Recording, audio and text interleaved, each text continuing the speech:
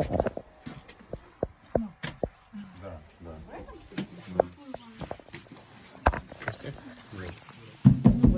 Ладно, пойдем. Сейчас по дороге поговорим. Скоро отвалить.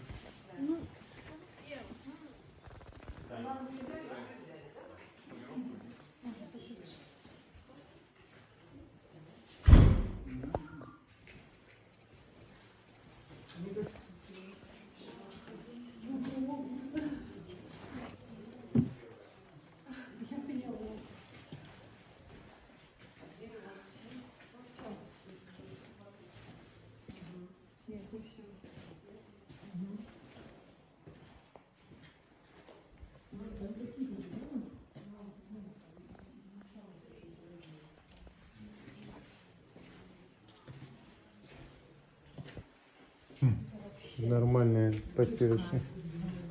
Нормальная постирочная. Слишком жирная какая-то. Нет, ничего, не для вас.